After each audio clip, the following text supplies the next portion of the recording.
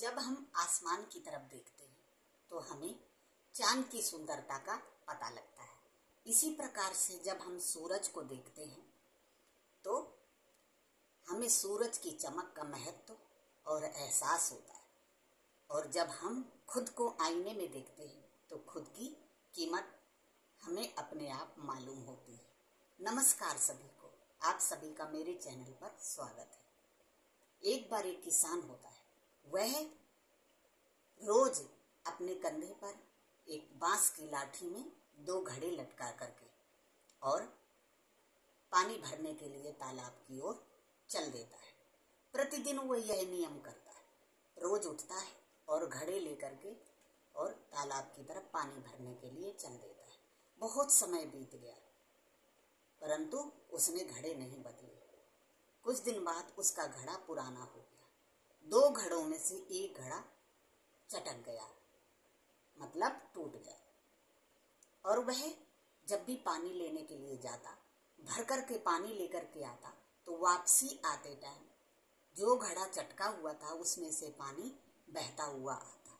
जब वह घर पहुंचता तो 2 घड़े की बजाय उसमें 1.5 घड़ा ही पानी बचता था। वह यह प्रतिदिन करता रहा और सोचता रहा कि पानी इसमें से कम होता जा रहा, परंतु उसने घड़ा नहीं बदला। कुछ दिन बाद एक दिन वह घड़ों को देख रहा था तो जो टूटा हुआ घड़ा था उसमें से आवाज आई और वह कहने लगा कि मालिक, मैं बहुत पुराना हो गया हूँ। मैं काफी दिनों से देख रहा हूँ कि आप इस घड़े को मुझे बदल नहीं रहे हो। उसमें से सारा पानी टपकता हुआ आता है और जब आप घर आ जाते हो तो सारा पानी बह जाता है। 2 घड़े की बजाय इसमें 1.5 या 1 घड़ा ही पानी रह जाता है। मालिक ने कुछ जवाब नहीं दिया। फिर दोबारा से उसी तरीके से प्रतिदिन की दिनचर्या में लग गया। वह पानी भर करके लाता और रास्ते में पानी टपकता हुआ आया। एक दिन वह घड़े के पास बैठ गया और बोला कि चलो आज चलते हैं, रास्ते में आपको कुछ दिखाना है। वह जाता है और जाकर के रास्ते में पौधों के बगीचे में से निकल करके जाता है। रास्ते में देखता है कि दोनों तरफ बहुत सारे फूल खिले हुए हैं। तो घड़ा जो उदास था वह उनको देख करके बहुत खुश होता है। घर आकर के किसान पूछता है उससे कि कैसा लगा, आज तुम्हें कैसा लगा? तो उसने बोला, महाराज मुझे बहुत अच्छा लगा, परंतु मैं फिर भी उदास हूँ क्योंकि आपने मुझे बदला नहीं।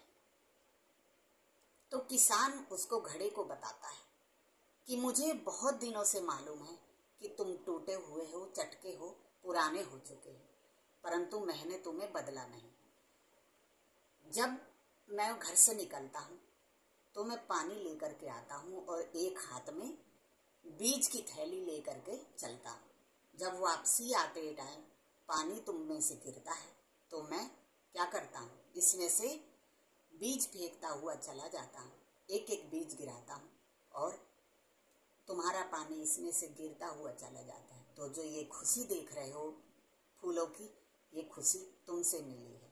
तो कभी भी अपने आप को कमजोर मत समझो। कहानी हमें ये कहती है कि खुद को कभी भी कमजोर नहीं समझना चाहिए।